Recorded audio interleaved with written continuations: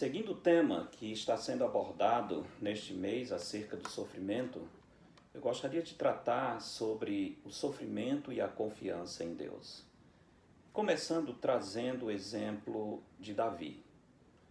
Davi foi perseguido por Saul durante 10 anos. Por causa da inveja do rei de Israel, Davi precisou ficar escondido por todo esse tempo. E durante esse período, ele tinha que proteger a si mesmo para não ser morto por Saul, que se tornou seu inimigo. Mas apesar da situação difícil em que Davi se encontrava, em momento algum, nós vemos Davi como um homem desesperado ou cheio de autocomiseração. A razão é que Davi temia a Deus e não aos homens. Salomão diz que quem teme aos homens arma ciladas, era o caso de Saul, mas quem teme a Deus está seguro. Surpreendentemente, foi nesse período de perseguição que Davi escreveu os mais belos salmos que temos nas Escrituras, como, por exemplo, o Salmo 57. No título desse salmo diz: ao mestre de canto, segundo a melodia, não destruas, hino de Davi, quando fugia de Saul na caverna. Tem misericórdia de mim, ó Deus, tem misericórdia, pois em ti a minha alma se refugia. À sombra das tuas asas me abrigo até que passem as calamidades. Clamarei ao Deus Altíssimo, ao Deus que por mim tudo executa. Ele dos céus me envia seu auxílio e me livra, cobre de vergonha os que me ferem. No verso 7 ele diz: firme está o meu coração, ó Deus, o meu coração está firme, cantarei e entoarei louvores. Esse salmo é marcante, porque Davi, por muito pouco, no momento em que escrevia o Salmo 57, por muito pouco não foi descoberto, uma vez que Saul chegou a entrar na mesma caverna onde Davi estava escondido. Caso Davi tivesse sido tomado por uma crise de medo ou ansiedade e tivesse agido com as próprias mãos, todos nós iríamos compreender. Aliás, ele foi aconselhado a fazer isso. Mas não foi isso que aconteceu, nós sabemos pelo relato bíblico. Embora sabendo que figuradamente a sua alma estava cercada por leões que a queriam devorar, como ele diz no Salmo 57, no verso 7 ele diz: firme está o meu coração, ó Deus, o meu coração está firme. Se o nosso coração está firme no Senhor, como estava o de Davi, nós poderemos cantar louvores a Deus a despeito da grandiosidade e severidade dos problemas que tentam nos destruir. Um dos autores modernos na linha dos escritos devocionais chama-se Jerry Bridges. Eu acho que é um dos melhores dos últimos anos, ele já está com o Senhor, mas deixou para nós um legado de literatura fantástica, muito boa, para alimentar a nossa alma e despertar nossa confiança no Senhor. Em um de seus livros, cujo título é Confiando em Deus mesmo quando a vida nos aflige, fere e golpeia, Jerry Bridges traz uma definição de confiança que eu acho muito boa, inclusive usei no meu livro Desejo Dominado. Ele diz: confiança não é um estado passivo da alma, mas uma decisão vigorosa de apegar-se às promessas de Deus, apesar das dificuldades que tentam nos submergir. Confiar em Deus não é algo que acontece automaticamente, nem é resultado de passividade da nossa parte. Quem confia resolve dirigir sua mente e coração à palavra de Deus, pois na Escritura, diz o apóstolo Pedro, nós temos as preciosas e muito grandes promessas do Senhor. A confiança é um ato deliberado de descansar na certeza de que Deus é soberano e fiel, que Ele é capaz de fazer muito mais do que pedimos ou pensamos. Nós consideramos essas verdades, entendemos que são palavras do próprio Deus, que o Senhor está empenhando a sua honra e a sua palavra, e a partir daí decidimos nos apegar a isso, tirando os olhos das circunstâncias e deixando de escutar, inclusive, o nosso próprio coração. É preciso decidir que vamos viver de acordo com as promessas do Senhor. Essa decisão vigorosa, a despeito das circunstâncias, é o que significa confiar no Senhor.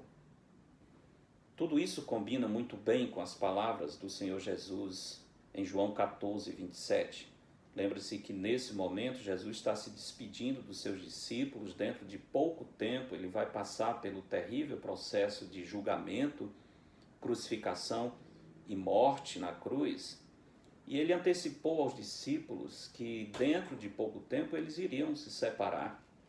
Jesus estava indo para onde eles não podiam ir naquele momento. Os discípulos ficaram muito tristes e Jesus reconhece a tristeza, Jesus não nega esse fato.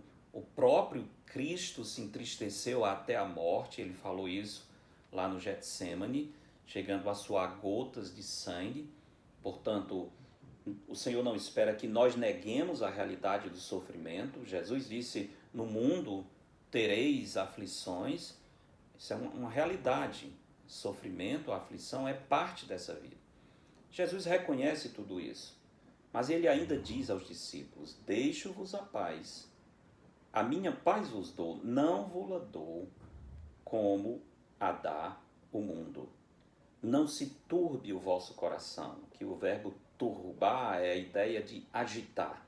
Não se agite, não fique instável o vosso coração, nem se atemorize. Quando realmente recebemos a paz de Cristo, quando essa paz invade o nosso coração, quando cremos nele, nós podemos dizer como Davi, firme está o meu coração. Ficamos livres da perturbação e do temor. Desse modo poderemos repetir as palavras de Davi em outro salmo, Salmo 27, verso 1, quando ele diz, o Senhor é a minha luz e a minha salvação. De quem terei medo? O Senhor é a fortaleza da minha vida. A quem temerei? Eu não sei que dilemas ou perturbações podem estar agitando a sua alma, causando medo, angústia. Talvez você se encontre nesse momento enfrentando uma grande crise de ansiedade ou a chamada síndrome do pânico. Note bem, não é pecado sofrer e nem é pecado ter medo. O medo, em certa medida, é uma bênção do Senhor para nos proteger de um perigo, para nos fazer fugir daquilo que pode nos causar algum transtorno. Não sei onde você se encontra nesse momento, mas independentemente do que seja a sua situação, Jesus, príncipe da paz, pode lhe trazer descanso e salvação.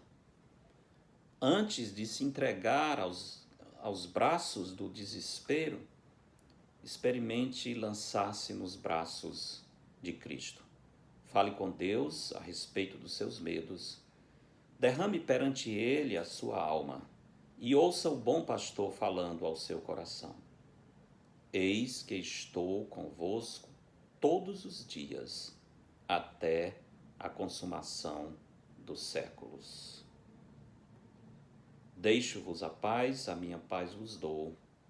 Não vos-la dou como a dar o mundo. Não se turbe o vosso coração, nem se atemorize. Lembremos do Salmo 23, tão conhecido, onde Davi também diz, o Senhor é o meu pastor, nada me faltará. De fato, precisamos entender esse versículo. Não é que nós teremos tudo que desejamos. Não é que nunca vai nos faltar alguma coisa na vida. Nunca teremos tudo nessa vida. Nunca viveremos em uma situação ideal. Sempre haverá falta de alguma coisa. O que Davi está dizendo é: o Senhor é o meu pastor e nada me fará falta. Eu posso não ter algumas coisas, mas tendo o Senhor, aquelas coisas que eu não tenho, não me farão falta. Que Deus abençoe, que você possa descansar no Senhor, confiar nele em meio ao sofrimento, sabendo que Deus está no controle da angústia, da provação que você, porventura, esteja passando. Lembrando do que o apóstolo Paulo disse em 1 Coríntios 10:13, não vos sobreveio tentação ou provação que não fosse humana, isso é, que não seja comum aos homens. Mas Deus é fiel e não permitirá que sejais tentados além das vossas forças. Pelo contrário, juntamente com a tentação ou a provação, vos proverá livramento, de sorte que a possais suportar. Que Deus abençoe a todos vocês. Que Ele guarde na sua paz o seu coração, a sua alma. Que Ele seja glorificado pela sua decisão de confiar nele. Deus abençoe a todos.